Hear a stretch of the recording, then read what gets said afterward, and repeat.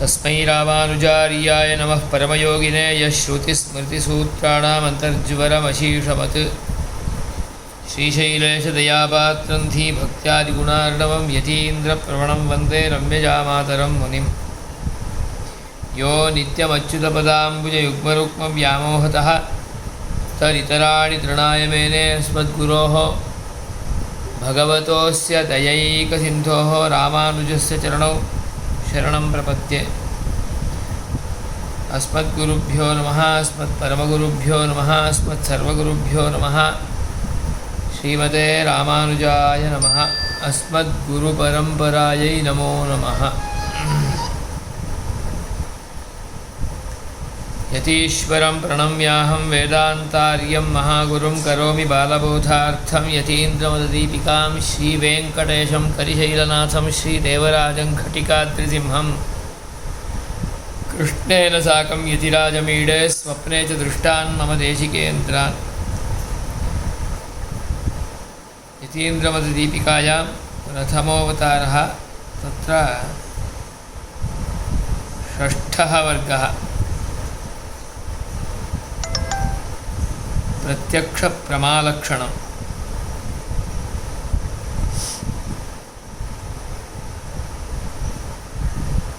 प्रमाणानि त्रीणि इत्युक्तं। तेषां प्रमाणानां मध्ये प्रथमं प्रमाणं प्रत्यक्षम्। प्रत्यक्षं नाम इन्द्रियं। तस्य लक्षणं वक्ति साक्षात्कारी प्रमाकरणं प्रत्यक्षम्। प्रमा यथार्थज्ञानम् अनुमित्यात्मकमपि भवति, शाब्दबोधात्मकमपि भवति। अतः साक्षात्कारी प्रमा इत्युक्तम्। साक्षात्कार अर्हरूपेण विद्यमानं यथार्थज्ञानं।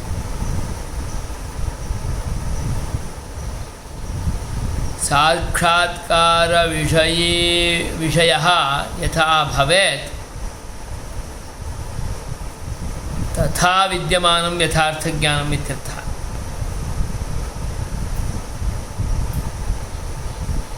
तादृश यथार्थज्ञानस्य कृते, साक्षात्कारी यथार्थज्ञानस्य कृते, प्रमायाः कृते यत् करणम् असाधारणं कारणं तत् करणं, तत् प्रत्यक्षम् इत्यर्थः।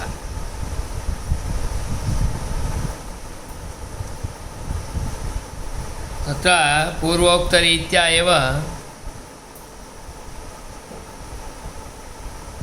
साक्षात्कारित्वे सति प्रमाकरणत्वम् अथवा साक्षात्कारित्व विशिष्ट प्रमाकरणत्वम् इत्यर्थः।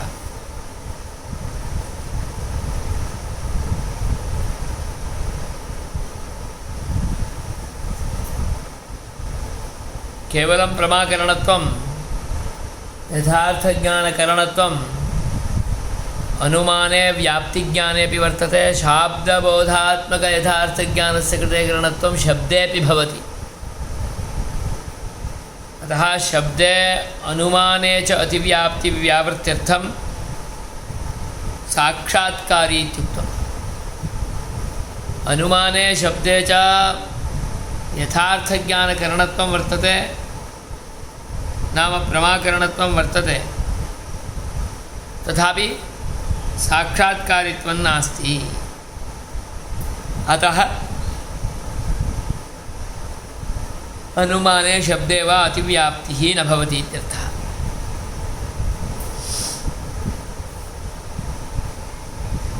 एवं साक्षात्कारित्वं मात्रं वदामः चेत् अनुमाने शब्दे च व्याप्तिज्ञाने शब्दे च साक्षात्कारित्वं नास्ति। अतः तत्र अतिव्याप्तिरपि न भवति। यतः साक्षात्कारित्वं प्रत्यक्षस्य लक्षणम् इति तावदेव भवतु कामम्। इति यदि विचिन्त्यते तदानीं साक्षात्कारित्वं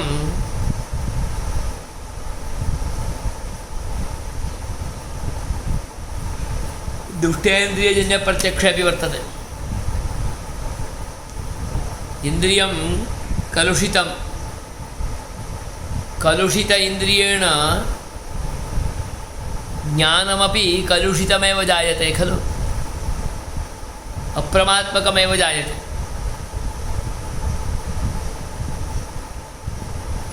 पीतिमा रोगः चक्षुषि वर्तते, पीतिमा रोगयुक्तचक्षुषा पुस्तकस्य आलोकनेपि पीतं पुस्तकम् इति ज्ञानं भवति। वस्तुतः तु पुस्तके पीतिमा नास्ति, श्वेतिमा एव वर्तते। अतः यदि साक्षात्कारित्वं तर्हि साक्षात्कारित्वं दुष्टेन्द्रियजन्यप्रत्यक्षे अपि अस्ति।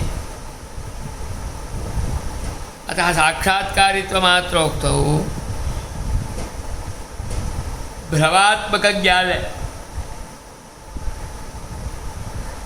दुष्टेन्द्रियजन्यज्ञाने पीतशङ्खः इत्याकारकज्ञानेऽपि सत्त्वात् तादृशदुष्टेन्द्रियमपि प्रमाणं भवेत्, नाम प्रमाकरणं भवति इत्यर्थः। साक्षात्कारित्वं वर्तते इत्यर्थः। अतः साक्षात्कारित्वमात्रोक्तौ दुष्टेन्द्रियजन्यप्रत्यक्षस्थले दुष्टेन्द्रिये अतिव्याप्तिः, तद्व्यावृत्यर्थं प्रमाकरणत्वम् इत्यपि उक्तम्। दुष्टेन्द्रियजन्यत्वं तत्र अस्ति चेदपि प्रमाकरणत्वं नास्ति, अपि तु अप्रमाकरणत्वमेव दुष्टेन्द्रिये वर्तते। अप्रमा नाम यथार्थज्ञानं श्वेतशङ्खे, श्वेते शङ्खे पीतशङ्खः इत्याकारकं दोषदूषित चक्षुषा गृहीतम्।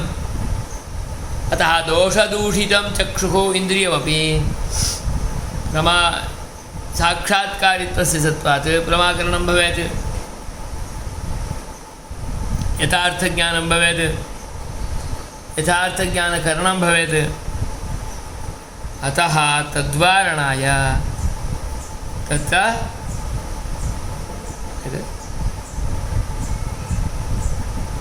प्रमा इति उक्तम्, नाम प्रमाकरणत्वम् इत्यर्थः। एवञ्च लक्षणं प्रमाकरणत्वे सति साक्षात्कारित्वम् अथवा साक्षात्कारित्वविशिष्टप्रमाकरणत्वम् इति लक्षणं सिद्धं भवति इत्यर्थः।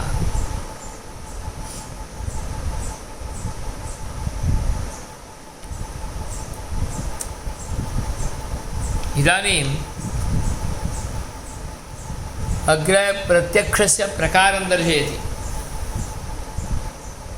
प्रत्यक्षं द्विविधं निर्विकल्पकं सविकल्पकम् इति। एतादृशं निर्विकल्पकसविकल्पकविभागं नैयायिकाः अपि दर्शयन्ति, परन्तु नैयायिकदर्शितप्रकार विभागः एवञ्च अयं प्रकारविभागः एकरीत्या भिन्नः एव। अतः वक्ति तच्च प्रत्यक्षं द्विविधं निर्विकल्पकसविकल्पकभेदात्। किन्नाम निर्विकल्पकं? निर्विकल्पकं नाम गुणसंस्थानादिविशिष्ट प्रथमपिण्डग्रहणं। सविकल्पकं नाम सप्रत्यववर्षं गुणसंस्थानादिविशिष्टं द्वितीयादिपिण्डग्रहणम्।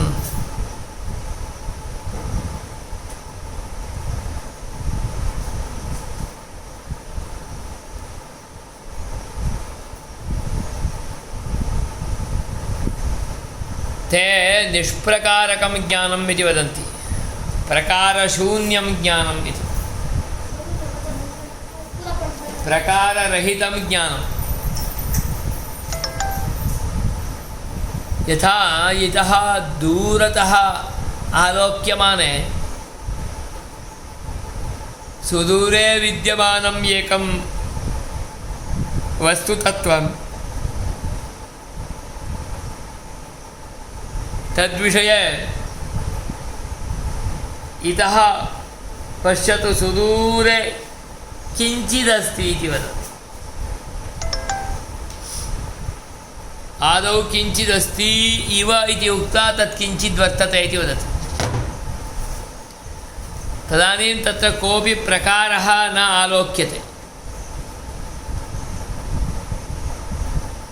वस्तु दूरे विद्यमानः घटः चेत् घटत्वप्रकारः कृष्णवर्णो अस्ति चेत् कार्ष्ण्यं वर्णः,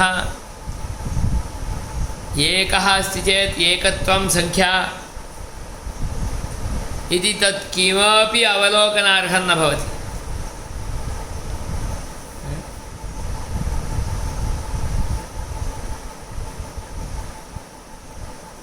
तदानीं सुदूरे विद्यमानं वस्तु आलोक्य इदं किञ्चित् इति ज्ञानम् उत्पद्यते। प्रकारज्ञानरहितं ज्ञानं तत् इति नैयायिकानाम् अभिप्रायः। तदेव अद्वैतवेदान्तिनः अपि अङ्गीकुर्वन्ति। निर्विकल्पकं ज्ञानं भवति, प्रकारशून्यं ज्ञानं भवति। परन्तु एतादृशं प्रकारशून्यं ज्ञानं विशिष्टाद्वैतिनः वेदान्तिनः नाङ्गीकुर्वन्ति। यतोहि प्रकाररहितमेव एकमपि वस्तु जगति तले नास्ति।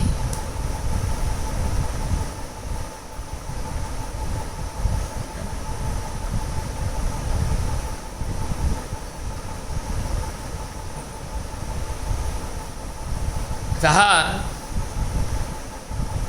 प्रकारसहितमेव निखिलमपि वस्तु जातं।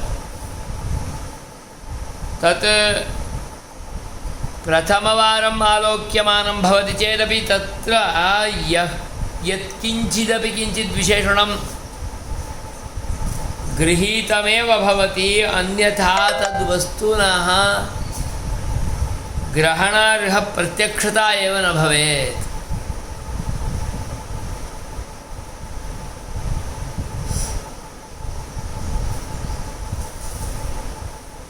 अतः निर्विकल्पकं विकल्परहितं च एकं प्रत्यक्षं तत् भवितुमेव नार्हति। यतोहि जगतीतले किमपि वस्तु प्रकाररहितं नास्त्येव। सर्वत्रापि योऽपि कोऽपि वा प्रकारः विशेषणं भवत्येव। विशेषणशून्यं प्रकारशून्यं वस्तु एव नास्ति चेत् प्रकारशून्यवस्तुविषयकज्ञानं वा कथम् उत्पद्येत? अतः तज्ज्ञानं न भवति इति आशयः। तर्हि किं तत् प्रथमं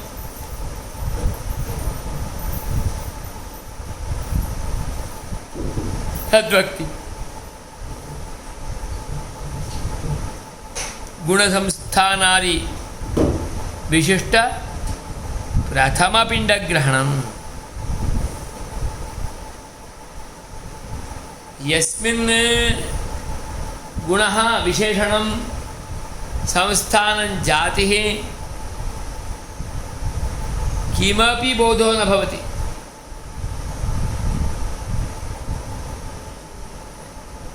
किमपि प्रकारस्य बोधः कस्यापि प्रकारस्य बोधो न भवति।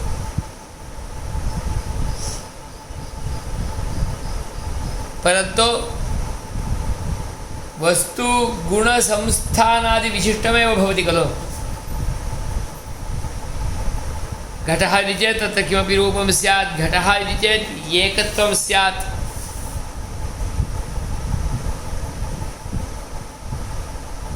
अतः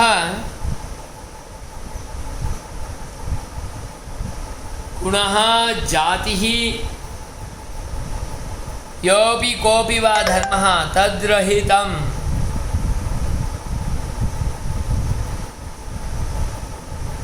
किमपि ज्ञानं न अनुभवगोचरं भवति इत्यर्थः।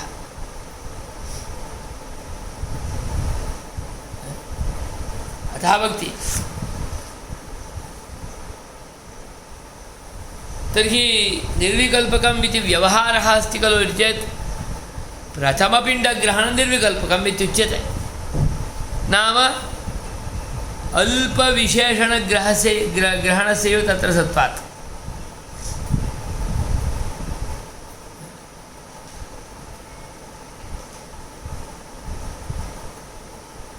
कथं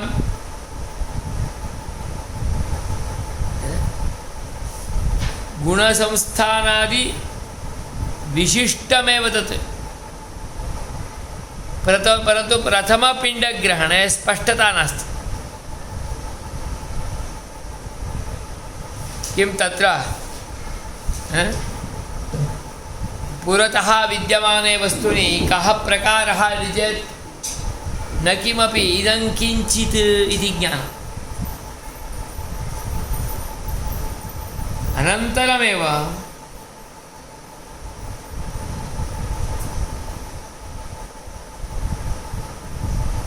अनन्तरमेव द्वितीयादिक्षणेषु उत्पद्यमानं ज्ञानं तत्र गुणः संस्थानम् इत्यादिकं निखिलमपि आयाति। अतः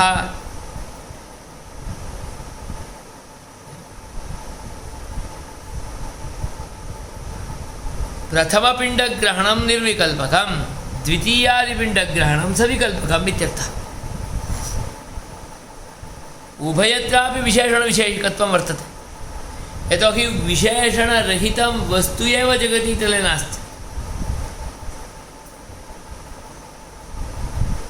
अतः गुणः संस्थानं नाम जातिः इत्यादि विशिष्टं यत् प्रथमपिण्डग्रहणं तदेव अत्र निर्विकल्पकशब्देन उच्यते।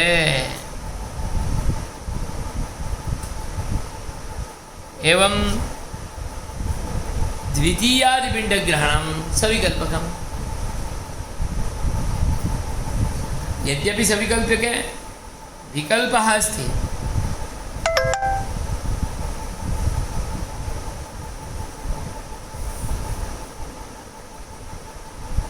विकल्पेन सहितः सविकल्पकः इत्युक्तत्वात्। कोऽयं विकल्पः इति चेत् गुणसंस्थानादिकमेव। कृष्णः घटः,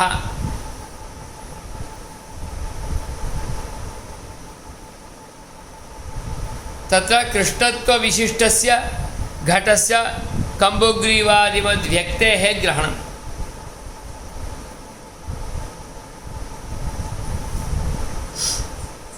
अतः सविकल्पकज्ञानं किमस्ति सप्रत्यवमर्शं भवति।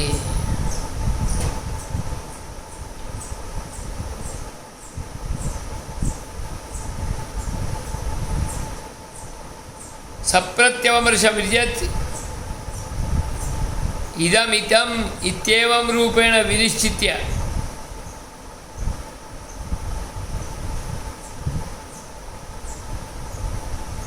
अतः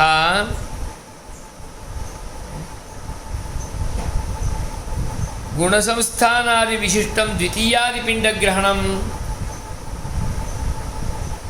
एवं प्रथमपिण्डग्रहणम् इत्यनयोः एव क्रमेण निर्विकल्पकसविकल्पके इति व्यवहारः। वस्तुस्थितिः अपि एवमेव। प्रथमवारं वस्तुदर्शने तद्गतविशेषणादिकं स्पष्टं न ज्ञायते। द्वितीय-तृतीयवारं यदा तद्विषयकमालोकनं चलति तदानीं तद्गतानां विशेषणानां क्रियादीनां च अन्येषां बोधः भवितुमर्हति।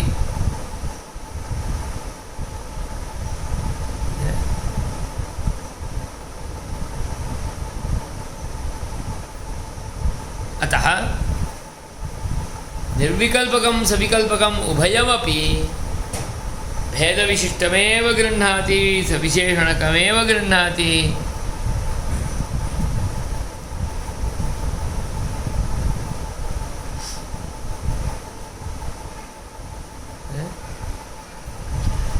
एवञ्चेत् सविशेषाद्वैतम्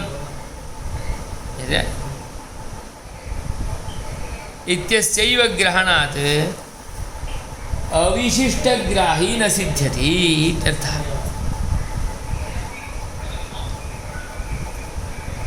यतोहि सविकल्पकलक्षणं निर्विकल्पकलक्षणं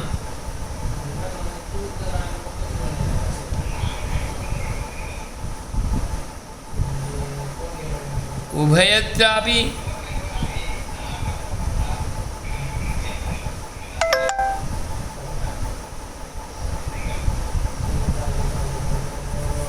पूर्वमेव मया प्रोक्तं खलु, सर्वमेव वस्तु जातं सविशेषं विशेषेण सहितमेव। अविशिष्टग्राही किमपि नास्त्येव, विशिष्टरहितम् इति एकमपि वस्तुतत्त्वं नास्ति। अतः अविशिष्टग्राहिणः अनुपलम्भात्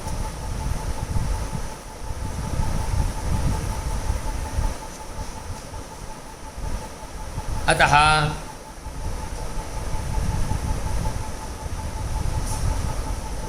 विशेषणरहितस्य ज्ञानस्य अभावादेव हेतुः।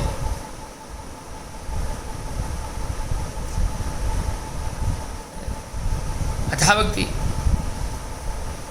प्रत्यक्षेण ग्रहणवेलायामपि वस्तूनि विद्यमानविशेषणेन सहैव गृह्णाति पुरुषः जीवः। अधिकविशेषणादिकं नावगतं स्यात् प्रथमस्तरे, द्वितीय-तृतीयाद्यवसरे तद्गतं विशेषणादिकं मन्दं मन्दम् अवबुद्धं भवति, कदाचित् शीघ्रमपि भवति। अतः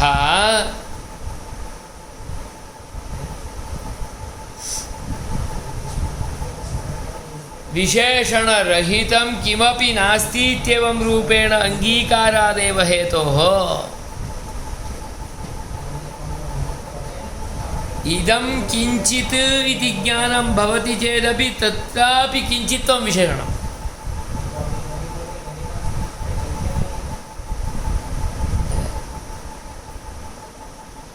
अतः सद्भावोक्तेः तत्र ज्ञानस्य अनुपलब्धिः।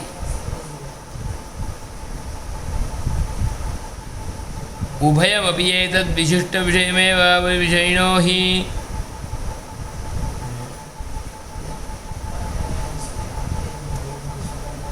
उभयमेतद्येतद् विशिष्टविषयमेव सविशेष अर्जुनः निर्विशेष अर्जुनः एतद् उभयमपि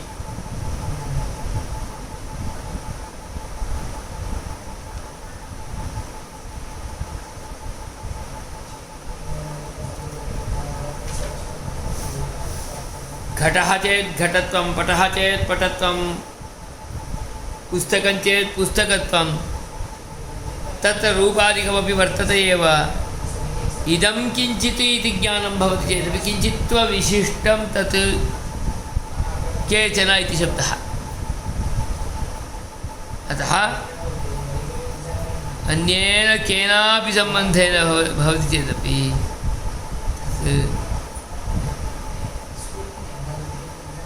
सम्भवमेव नास्ति, यतोहि तादृशं वस्तु एव नास्ति, सर्वं सविशेषणं। हा, कदाचित् मया तदीयं विशेषणं किमिति न ज्ञायते, अनेन अन्यदीयं विशेषणं किमिति प्रकारः कः इति न जानीयात्।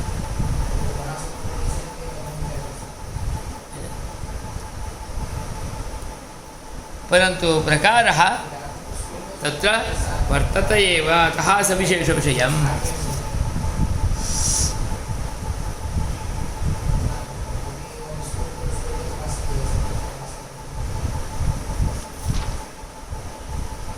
एवञ्च निर्विकल्पकसविकल्पकभेदभिन्नं प्रत्यक्षं द्विविधम् अर्वाचीनम् अनर्वाचीनं चेति इदमेव प्रत्यक्षम् अन्यरीत्या पुनः द्विविधः इत्यपि उपकल्प्य उपदर्शयति।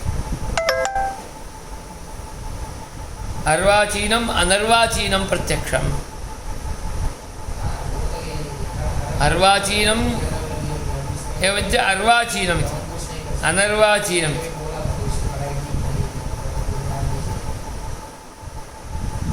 अर्वाचीनं पुनर्द्विविधम् इन्द्रियजन्यं तदनपेक्षं चेत्, अनर्वाचीनम्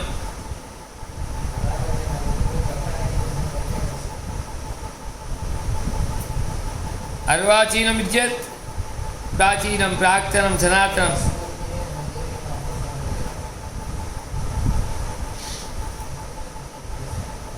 अनर्वाचीनम् इति चेत् न अर्वाचीनम् अनर्वाचीनम् इदानीन्तनम् इत्यर्थः।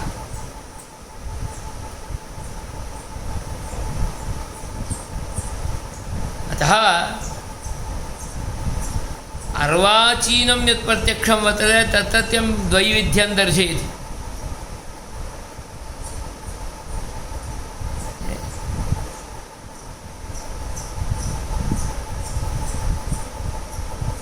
इन्द्रियसापेक्षम् इन्द्रिय अनपेक्षं नाम इन्द्रियसापेक्षम् अर्वाचीनप्रत्यक्षम् इन्द्रिय अनपेक्षम् अर्वाचीनप्रत्यक्षम्।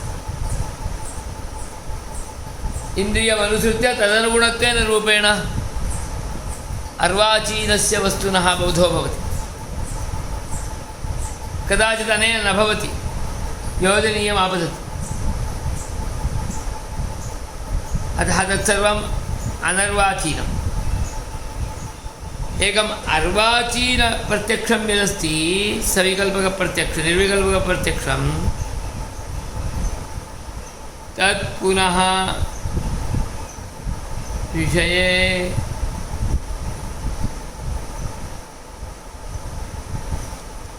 तत्र इन्द्रियम् अवलम्ब्य प्रत्यक्षं भवति। अपरमस्ति स्वयं सिद्धं तत् योगात्, इन्द्रियस्य अपेक्षा एव न भवति।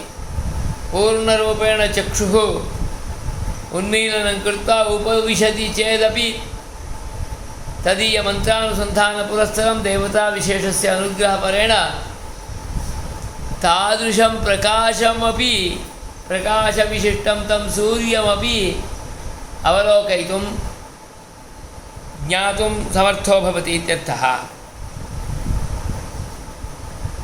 तद् योगबलात् भवति।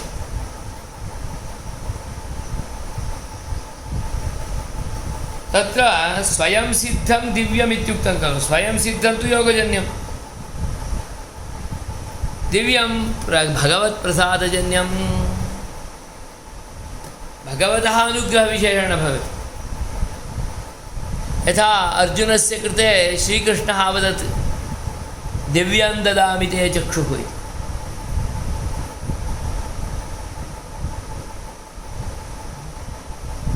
एतादृशम् इदं प्रत्यक्षं दिव्यं प्रत्यक्षं, दिव्यं नाम भगवत्प्रसादजन्यम् इत्यर्थः।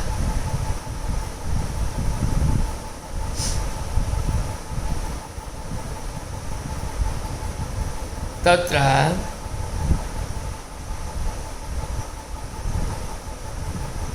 दिव्यं यद्वर्तते तत् भगवत्प्रसादजन्यं।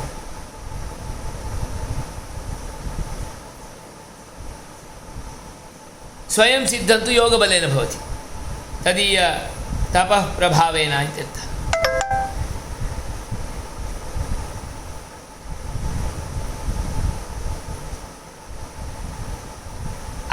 अनर्वाचीनं तु इन्द्रिय अनपेक्षं नित्यमुक्त ईश्वरज्ञानं। तो अर्वाचीनम् अनर्वाचीनम् इति आदौ विभाजितमासीत्। तो अर्वाचीनं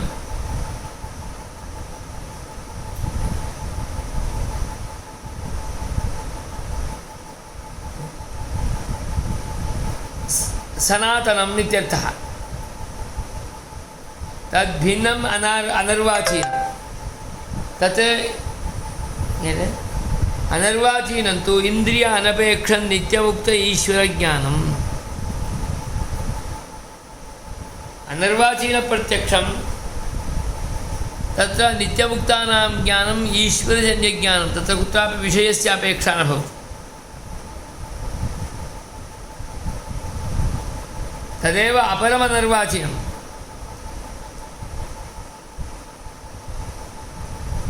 प्रसंगादुक्तम् इत्यर्थः।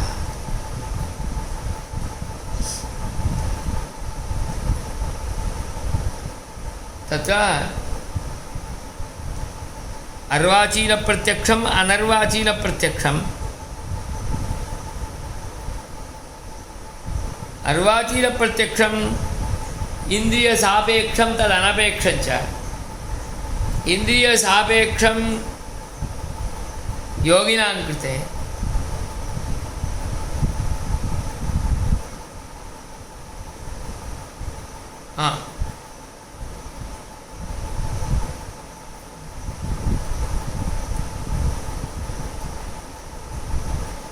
अत्र इन्द्रिय अनपेक्षं तादृशम् अनर्वाचीनज्ञानं नित्येषु मुक्तेषु ईश्वरे च भवति।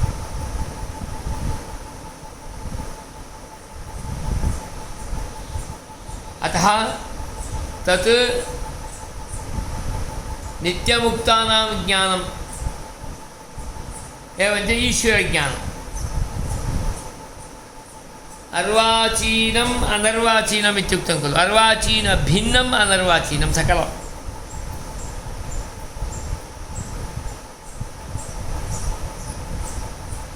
अर्वाचीनम् अनर्वाचीनमपि विभज्य दर्शनीयं खलु इत्यतः तत् प्रसङ्गादुक्तम्, अतः तस्य विस्तारः न कृतः इत्यर्थः। एवञ्च साक्षात्कारिप्रमाकरणं प्रत्यक्षम् इति सिद्धं भवति। साक्षात्कारिज्ञानं प्रमात्मकं यत् साक्षात्कार अर्हं ज्ञानं वर्तते तत् प्रत्यक्षम् इत्यर्थः।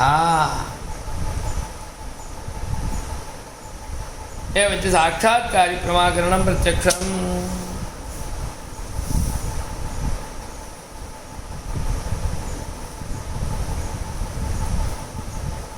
तर्हि स्मृतिः इत्यस्ति खलु, तत् किं कुर्मः?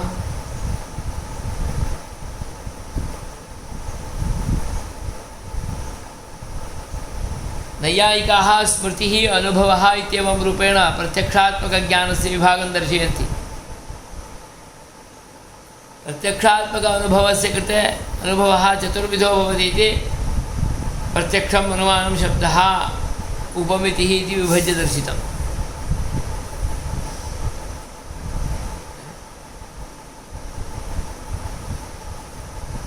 अत्र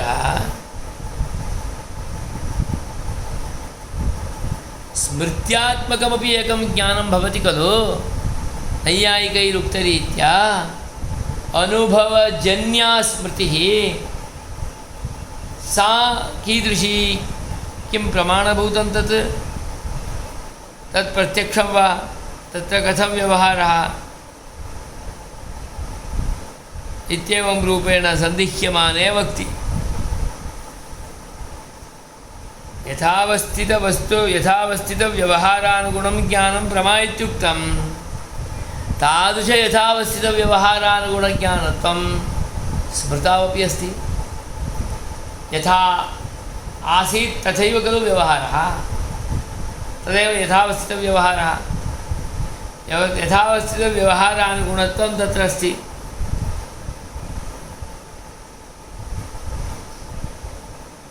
ज्ञानत्वमपि अस्ति स्मृतेः ज्ञानत्वात्।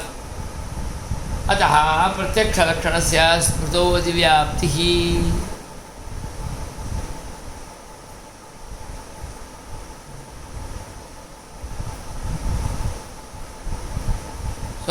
स्मृतेः अपि प्रमाणत्वेन परिगणना च त्रीण्येव प्रमाणानि इति कथं प्रतिपद्यते? स्मृतौ अपि यथावस्थितव्यवहारानुगुणज्ञानत्वमस्ति, अतः स्मृतिरपि एकं प्रमाणम् अभूत्। तर्हि चत्वारि एव प्रमाणानि त्रीण्येव प्रमाणानि इति कथं? स्मृतिरपि भवेत् खलु। आहत्य स्मृतिरपि एकं प्रमाणम् इति कृत्वा प्रमाणानि चत्वारि इति खलु भवेत् इति वक्तुः अभिप्रेतुः तात्पर्यम्।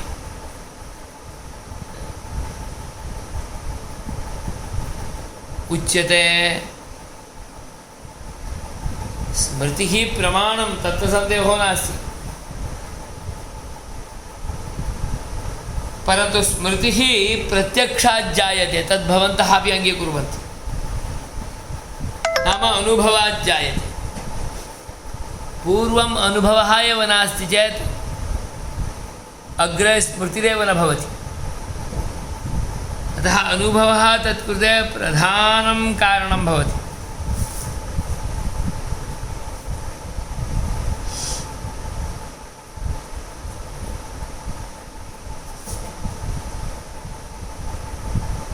अतः स्मृतेः प्रामाण्य अङ्गीकारेपि स्मृतेः प्रत्यक्षे एव अन्तर्भावः। तत्र कारणं स्मृतौ संस्कारसापेक्षा वर्तते। यः संस्कारः अनुभवाज्जन्यः। अतः प्रत्यक्षमूलत्वात् तस्याः स्मृतेः प्रत्यक्षे एव अन्तर्भावः।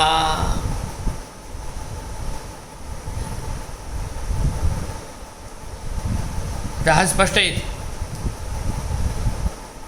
प्रत्यक्षं विना तु अनुभवो न भवति, स्मृतिः न भवति। अतः प्रत्यक्षमूलकत्वं तु अस्ति एव तत्र। अतः प्रत्यक्षमूलत्वं वर्तते, प्रत्यक्षं विना न भवति। अतः प्रत्यक्षमूलत्वात् मूलभूते प्रत्यक्षे एव स्मृतिः अन्तर्भवति। एवञ्च प्रमाणानि त्रीण्येव इति सिद्धम्।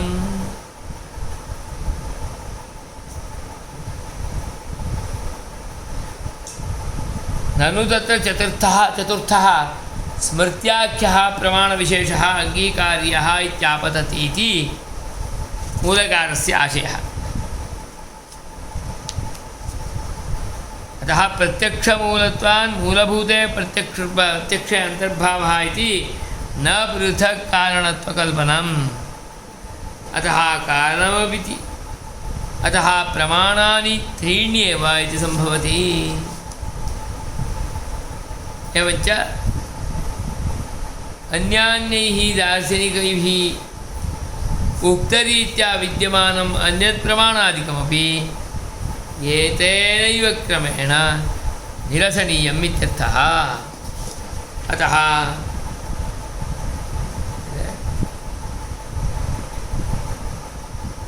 संस्कार अपेक्षया जायमाने तादृशे अनुभवे प्रत्यक्षमूलत्वं नाम स्मृतौ प्रत्यक्षमूलत्वं वर्तते इति तत्रैव अन्तर्भावः इत्यर्थः। अतः प्रमाणानि त्रीण्येव। चतुर्थम् एकम् अतिरिक्तं प्रमाणम् इति तु न भवितुमर्हति। स्मृतिरपि अतिरिक्तं प्रमाणं नास्ति। तो अतिरिक्तं प्रमाणं स्मृतिः न भवति चेत् का नाम सा स्मृतिः सा कीदृशी इत्येवं रूपेण जिज्ञासायां सत्यां तदग्रे वक्ष्यति। अनन्तरं पश्यामः। मध्याह्न